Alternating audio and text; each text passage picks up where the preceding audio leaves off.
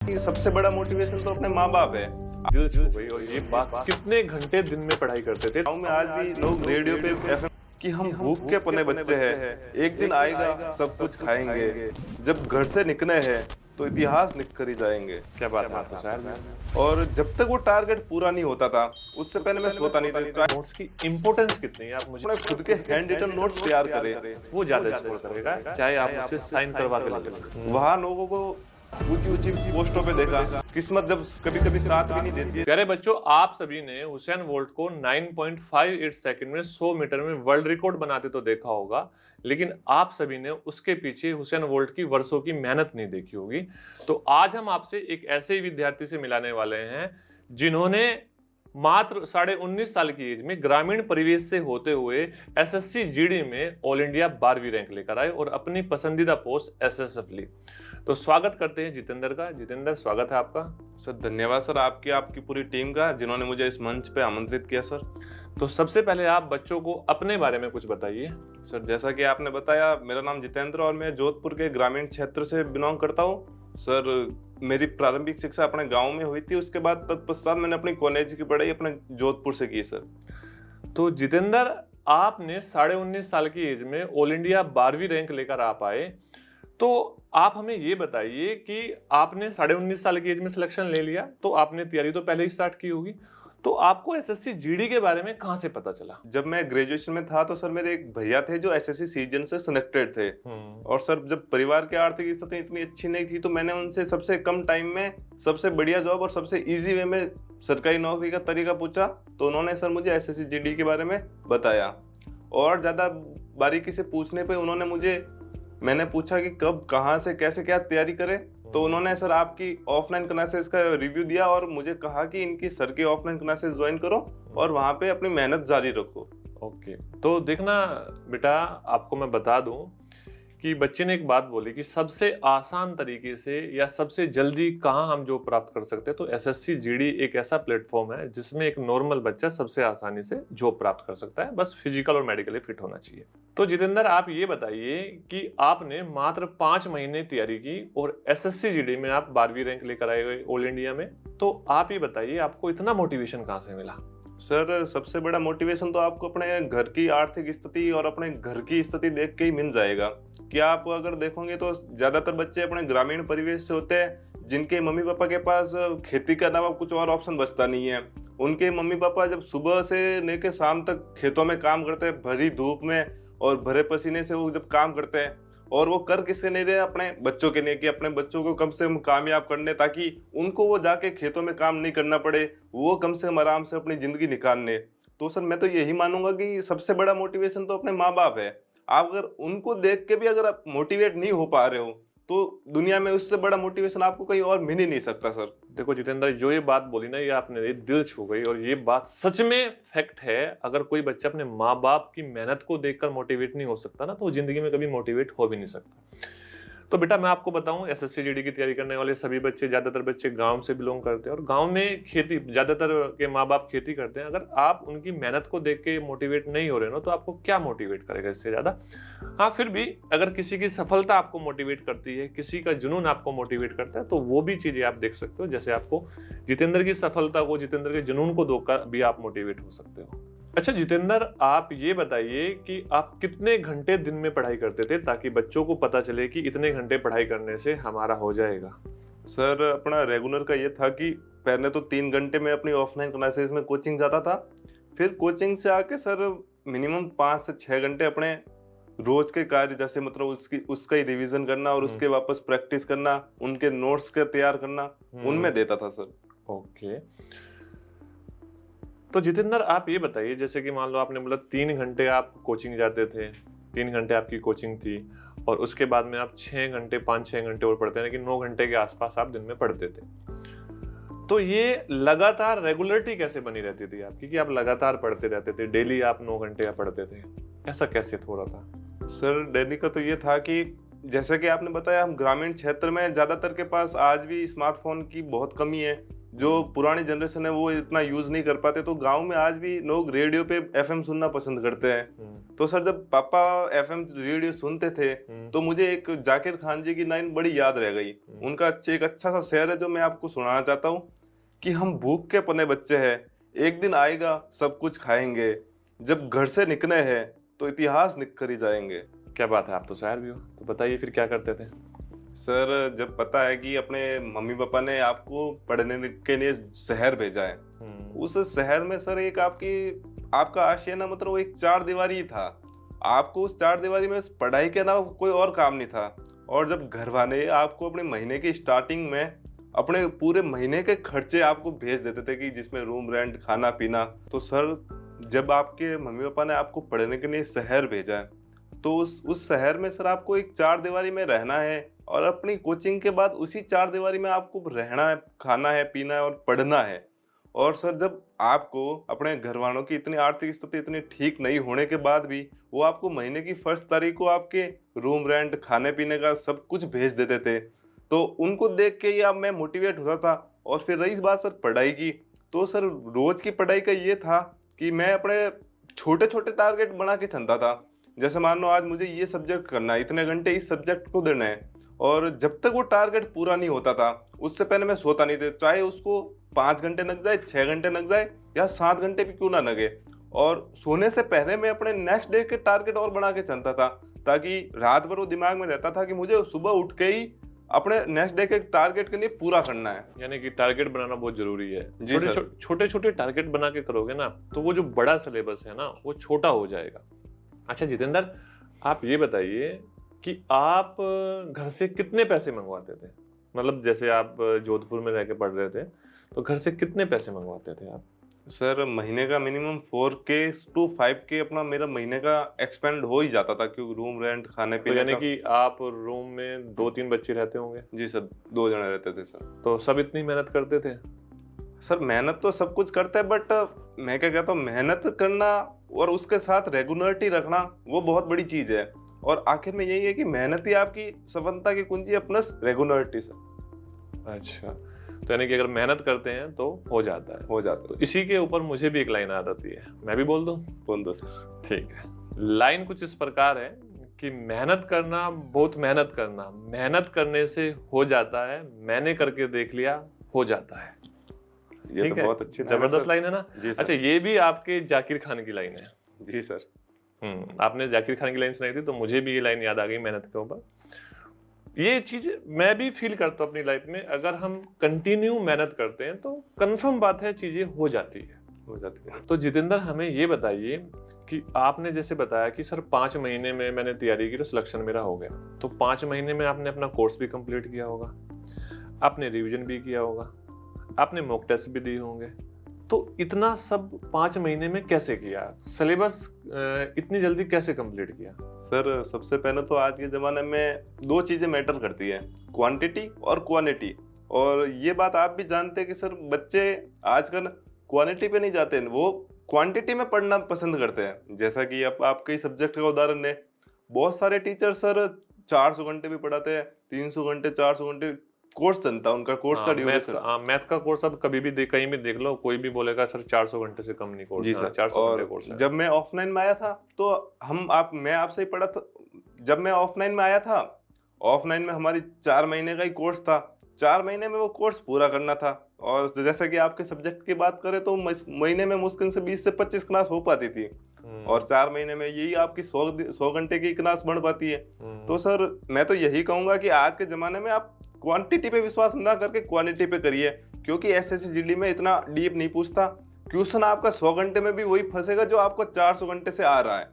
हाँ, अब ऑफलाइन में हमारा क्या होता था, जब हम ऑफलाइन में थे, अभी तो ऑनलाइन है, कि 4 महीने का एसएससी जीडी का आपका पूरा का पूरा कोर्स होता था। उस कोर्स में अगर मैं मैथ की बात करूँ, जैसे बच्चे ने बताया कि 25 दिन मैक्सिमम क्लास होती होगी, महीने में 25 दिन ही क्लास होती थी, 1 घंटा क्लास होगी, तो 4 महीने में 100 घंटे होगी, तो 100 घंटे में वहाँ पे सिलेबस पूरा हो जाता था।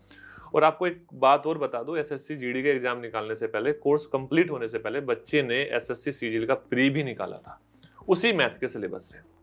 सर तो वो क्या होता है ना कि वो आप मैथमेटिक्स है, एसएससी सीजीएल का प्री भी आप देख रहे हो आसान ही आता है, तो 100 घंटे से वो भी कवर हो जाता है। हाँ, लेकिन मेंस की अगर आप बात करोगे तो थोड़ा ज़्यादा पढ़ना पड़ेगा। ये बात मानते हो? जी सर, मेंस के लिए आपको थोड़ा डीप नॉलेज चाहिए, बाकी प्री के लिए आपको 100 घंटे का वर्थ इट है। हाँ। उसमें से आपका क्वेश्चन फंसेगा और फंसेगा। हाँ, बिल्कुल, बिल्कुल। कुछ फिक्स पैटर्न, फिक्स टाइप्स होते हैं, वो हो जाता है। तो जितेंद्र, आप जैसे क्लास के बाद में जाते थे, नोट्स कैसे बनाते थे? यार, नोट्स की इम्पोर्टेंस कितनी है? आप मुझे बच्चों को जानना है, क्योंकि बच्चे बार-बार मुझसे पूछते हैं, सर हम नोट्स कैसे बनाएँ? तो आप एक बार जवाब दोगे तो शायद बेटर होगा। सर, सिलेक्शन के लिए क्या होता है ना कि पढ़ना ही ज़रूरी नहीं होता, उसका बार-बार रिवीज़न करना बहुत ज़रूरी होता है। और रिवीज़न के लिए आपको भी पता है सर, पढ़ेगा कहाँ से वापस? खुद के तैयार किए हुए नोट्स होने चाहिए। तो मैं तो आज आप सभी बच्चों से यही कहना चाहता हूँ कि सबसे पहले तो अपने खुद के हैंड रिटन नोट्स तैयार करें, ताकि जैसे आप वापस उसको रिवाइज़ करेंगे, तो आपको वो पढ़ने में एक तो कम टाइम लगेगा आपके खुद के नोट्स को, और जल्दी भी याद होगा। अब जैसे एग्ज़ाम का रिव्यू लेते हैं, तो जैसे एग्ज़ाम में कहीं से क्वेश्चन फँसा, तो आपको दिमाग में तुरंत रिकॉल होगा कि ये मैंने कहीं न कहीं अपने हाथ से उतारा है, कहीं न कहीं नोट डाउन किया है, और वो दिमाग में तुरंत क्लिक होके आपका आंसर सही बनेगा। तो इसका मतलब ये है कि नोट्स हाथ से आपने बनाने चाहिए। क्या शॉर्ट नोट्स भी चाहिए? सर, शॉर्ट्स नोट्स भी बहुत ज़रूरी है आज के ज़माने में। जैसे क्या होता है ना कि एग्ज़ाम टाइम नज़दीक होता है, तो आप उतना एक बार में पूरा रिवीजन नहीं कर पाते। जैसा कि आपको पता है कि इस टॉपिक से बार-बार क्वेश्चन आ रहा है, ये टॉपिक आपको नहीं आ रहा है, इसमें से आपका बार-बार सिली एरर हो रही है, या फिर जैसे मैथ्स में कुछ फॉर्मूले होते हैं सर, अलजेब्रा में, ज्योमेट्री में, जिससे सीधा क्वेश्चन फँसता है, और तो आपको रटना ही पड़ता है। तो उसके लिए सर मैं तो यही कहूँगा कि एक अपनी अलग से नोटबुक बनाइए, जिसमें आप अपनी जो आपको लगता है कि ये बहुत इंपॉर्टेंट है, तो उसको नोट डाउन कीजिए, ताकि एग्जाम में जब आपके पास कम टाइम बचा, जैसे 10 दिन बचे, 5 दिन बचे एग्जाम के टाइम पे, तो उनको बार बार आप रिवाइज करोगे, ना कि उस बड़े से नोट्स के लिए। तो जितेंद्र, आप मुझे ये बताइए, ठीक है नोट्स आपने बना लिए, नोट्स का रिवीजन कितनी बार मैटर करता है? कि आपको कितनी बार रिवीजन करना चाहिए? क्या एक बार रिवीजन से काम चल जाएगा, 2 बार से या 3 बार से? कितनी बार करना चाहिए? पढ़ाई का तो ऐसा है कि कोई फिक्स आंकड़ा नहीं है, आप जितनी बार कर सके उतना आपको बेनिफिट ही होगा। और जैसा कि ये है कि जैसे आपने एक बार में नोट्स बनाए, पहली बार में आपको मान लो उस टाइम को कवर करने में 4 घंटे लगे, वो आप दूसरी बार पढ़ोगे तो आपको टाइम ड्यूरेशन कम होता जाएगा, और एक दिन ऐसा भी आएगा कि आप 1 घंटे में वो आपके जो शॉर्ट्स नोट्स होंगे वो आप पूरे रिवाइज कर लोगे। तो रिवीजन बार बार करते रहिए सर। तो बच्चों, मैं आपको बताना चाहूँगा कि अगर आप बार-बार रिवीजन करते हो, बार-बार प्रैक्टिस करते हो, तो ये बात कन्फर्म है, पेपर में वो जो एग्ज़ाम होता है, वो आपके फ़ैमिलियर होता है और वहाँ पे आपकी चीज़ें जल्दी रिकॉल हो जाती है। तो एक बच्चा वो है जिसने एक बार पूरी मेहनत करके पढ़ा। एक बच्चा वो है जिसने एक बार नॉर्मली पढ़ा, लेकिन उस चीज़ का रिवीजन उसने 4 बार या 6 बार किया। तो मैं कन्फर्म बात बोल सकता हूँ, जिसने 4 बार या 6 बार रिवीजन किया, वो ज़्यादा स्कोर करेगा, चाहे आप मुझसे साइन करवा के ले लेना।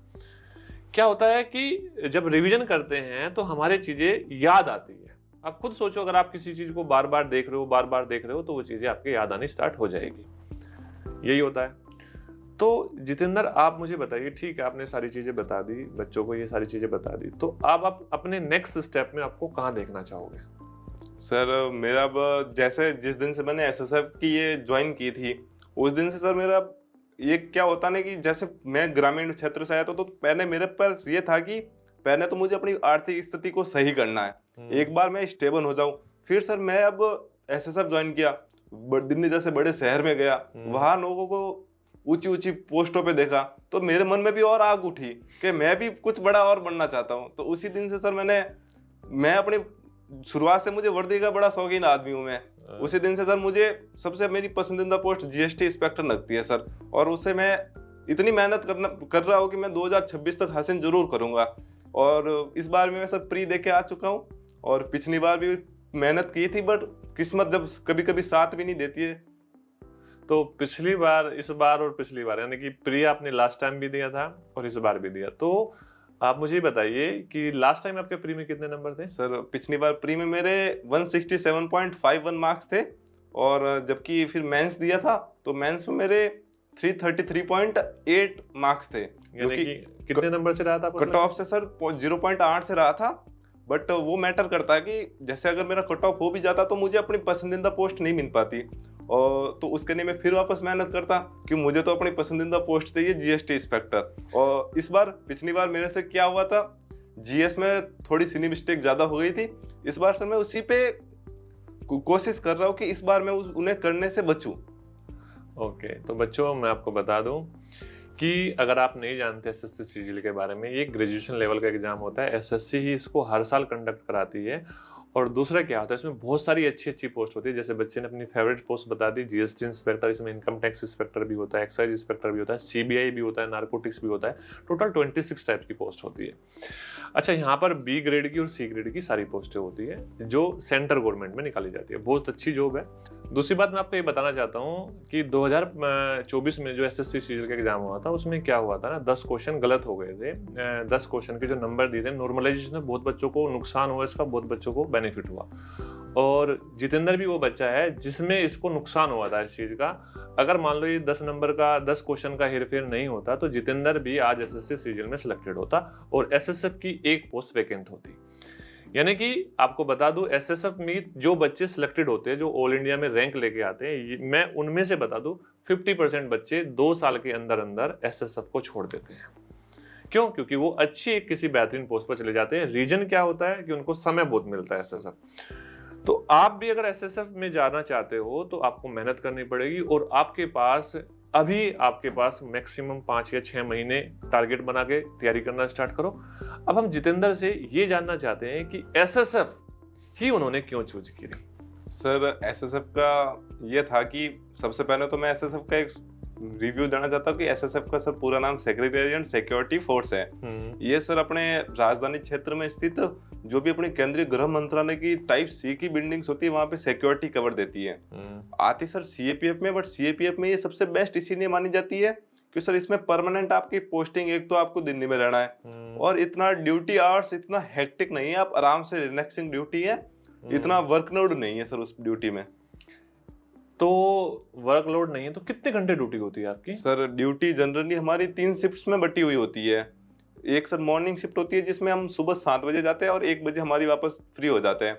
एक सर इवनिंग होती है जिसमें 1 बजे से शाम के 7 बजे तक रहते हैं और एक सर नाइट शिफ्ट चलती है, वो शाम को 7 बजे से सुबह 7 बजे रहती है और ये आपकी ड्यूटी रोटेटिंग होती रहती है। हर 3 महीने में आपकी एक शिफ्ट आएगी, फिर अगले महीने दूसरी शिफ्ट, फिर आपकी नाइट शिफ्ट। सर जितेंद्र, मैं आपको थोड़ा सा रोकना चाहूंगा क्योंकि जो शिफ्ट है ना, ये बच्चों को बहुत कंफ्यूज कर देगी। मैं खुद बीएसएफ में सब इंस्पेक्टर रहा हूँ, वहाँ पे जो शिफ्ट है मेरे वहाँ पे होने के बाद समझ में नहीं आई। तो मैं बच्चों को नहीं चाहता कि आप शिफ्ट के बारे में बताओ, आप ये बताओ समय कितना देते हो दिन में और कितना समय मिलता है आपको? सर अब नॉर्मली बताओ, जैसे आगे अब दोपहर और सुबह वाली शिफ्ट होगी ना, उसमें आपको 6 घंटे की ड्यूटी के बाद आपको 18 घंटे आप फ्री हो और नाइट में 12 घंटे की ड्यूटी के बाद आप 36 घंटे का आपके पास टाइम फ्री है। बच्चों समझ में आया? मेरे भी नहीं आया। अच्छा, दोबारा आप ये बताओ जितेंद्र जी कि दिन में अगर आप मान लो पूरा दिन 24 घंटे की हम बात करते हैं, 24 घंटे में आपको ड्यूटी कितने घंटे करनी है, बस ये बता दो। 6 घंटे सर। 6 घंटे ड्यूटी, यानी कि 18 घंटे बेटा आपके पास है। 18 घंटे आपके पास अपनी पढ़ाई को दे सकते हो। अच्छा, मैंने ये भी सुना है कि यहाँ पे एक बड़ा बेनिफिट और है कि आप सैटरडे संडे का भी तो ऑफ होता है ना इसमें, यानी कि वर्किंग डेज 5 डेज ही होते हैं वीक में। जी सर, होम मिनिस्ट्री की जो सारी बिल्डिंग्स है वहाँ पे आपको जैसे मॉर्निंग और इवनिंग शिफ्ट में आपको 6 घंटे वाली ड्यूटी में सैटरडे संडे भी आपका ऑफ रहेगा और जो भी जितनी भी गजेटेड हॉलीडे होती है उनको भी आपको छुट्टी रहती है सर। यानी कि अगर आप मुझे बताना चाहो टोटल, अगर मैं आपसे पूछना चाहूँ कि टोटल एक साल में अगर हम बात करें तो एक साल में टोटल कितनी छुट्टी होती है? सर छुट्टियों का तो ये है कि सबसे पहले तो आपके 52 वीक्स हो जाते हैं, उसमें तो 104 तो आपके सैटरडे संडे ऑफ हो गए, 104 तो छुट्टी हो गई। और जनरली सर 16 से 17 आपकी जीएच हो जाती है और उसके बाद आपको अपनी पर्सनल छुट्टी में 8 सीएन मिलती है सर, 2 आरएच होती है सर और 30 आपकी ईएन होती है। उसके बाद आप 20 मेडिकल की छुट्टी भी लगा सकते हो सर। तो चलो मेडिकल की अगर हम काट दें तो 30 वो 8 और 2 10 कितना 40 और 17 कितना 57 छुट्टी आपकी ये हुई जी सर। और 104 छुट्टी वो हो गई, तो 161 छुट्टी आपकी हो गई। तो आपका आधा साल छुट्टी हो गई यार, ये तो तुम तो मौज ले रहे हो इसका मतलब। जी सर। बेटा देखो कितनी अच्छी पोस्ट है, आप सोच सकते हो अगर आप फ्यूचर में कुछ अच्छा करना चाहते हो, किसी अच्छी पोस्ट पर जाना चाहते हो तो आपके लिए एसएसएफ बेस्ट है। अब खुद सोचो 365 दिन में से 160 दिन की तो छुट्टी हो गई और जो छुट्टी नहीं है उसमें भी कितनी ड्यूटी है, 6 घंटे की ड्यूटी। तो 6 घंटे की ड्यूटी मैं नहीं मानता कोई हेक्टिक है, उसमें भी आपको कुछ ऐसा कोई टफ काम तो नहीं करना पड़ता होगा? नहीं सर, और वो भी 6 घंटे कंटिन्यूस ड्यूटी होती है, तो आप एक बार गए 6 घंटे करके आप तुरंत आ जाओगे और इतनी हेक्टिक नहीं है सर। यार ये तो बेस्ट पोस्ट है इसका मतलब। जैसे मैं आपको बताऊं बेटा, अगर हम अदर डिपार्टमेंट्स की बात करें, सीआईएसएफ की बात करें, बीएसएफ की बात करें, बहुत हेक्टिक ड्यूटी है, छुट्टियां भी कम है। देखो वहां पे कोई संडे सैटरडे की छुट्टी नहीं, पहली बात तो मैं आपको बता दूं। वहां पे जो ये शिफ्ट है ना, ये कंटिन्यू चलती ही रहती है। जैसे मैं बीएसएफ के बारे में थोड़ा सा आपको बता दूं। बीएसएफ में अगर आप बॉर्डर पे हो तो रात की शिफ्ट आपकी होनी ही है ड्यूटी की, और दिन में एक दिन में होगी, एक दिन नहीं होगी। तो सोचो आप कितना प्रेशर है अदर पोस्ट में, वहां पे आप पढ़ाई नहीं कर पाओगे। और मेरे अकॉर्डिंग अगर आप अभी थोड़ा सा मेहनत कर लो तो जिंदगी भर मौज करनी है, मौज ही है ना। तो जितेंद्र आप मुझे ये बताइए कि जो एसएसएफ है, क्या इसके ट्रांसफर भी होता है कि मान लो अब हम 3 साल यहाँ जॉब कर रहे हैं, 3 साल किसी और स्टेट में, ऐसा कुछ है या दिल्ली में ही? सर एसएसएफ में आप अगर एक बार भर्ती हो गए तो आपको परमानेंट दिल्ली में ही रहना है। और ये सर इसमें अदर पैरामिलिट्री की तरह ऐसा नहीं है कि आपको 3 साल एक जगह रखा फिर आपको दूसरी जगह भेज दिया। इसमें ऐसा बिल्कुल भी नहीं है। आपको एक बार अगर दिल्ली में ही रहना है परमानेंट, और वहीं होम मिनिस्ट्री की जो भी बिल्डिंग्स है वहीं पे रहना है आपको। तो जितेंद्र आप हमें ये बताइए, क्या यहाँ पे कुछ अलग से भी सुविधाएं मिलती है एसएसएफ के अंदर? जैसे कुछ जगह क्वार्टर मिलते हैं, हेल्थ का मिलता है, कुछ है आपके पास में यहाँ पे? जी सर, जितने भी सेंट्रल गवर्नमेंट के एम्प्लॉय को जितनी सुविधा मिलती है वो सारी हमें भी अपना ही होती है। जैसे एज लाइक हमें फैमिली क्वार्टर्स मिल जाते हैं, प्लस फिर जैसे अदर पैरामिलिट्री में सीपीसी कार्ड की सुविधा रहती है ना अपनी, तो वो कैंटीन कार्ड मिल जाता है हमें। और फिर अपनी सेंट्रल गवर्नमेंट हेल्थ स्कीम मिल जाती है, जिसके अंदर आप अपनी और अपनी पूरी फैमिली जो आपके ऊपर डिपेंडेंट है उनका पूरे भारत में कहीं भी अच्छे से अच्छे हॉस्पिटल में आप अपना फ्री इलाज करवा सकते हो सर। ओके, तो मैंने सुना आपकी शादी भी हो गई? जी सर, शादी हो गई सर। तो फैमिली क्वार्टर का पूरा फायदा उठाओगे आप? जी सर। चलो कोई बात नहीं। तो अब मुझे बताओ, जैसे मान लो आपकी शादी हो गई, तो कहीं ऐसा तो नहीं होगा जो आपका सपना है, आप इंस्पेक्टर बनना चाहते हो, तो वो कहीं छोड़ तो नहीं दोगे? नहीं सर, ऐसी कोई बात नहीं है उसमें।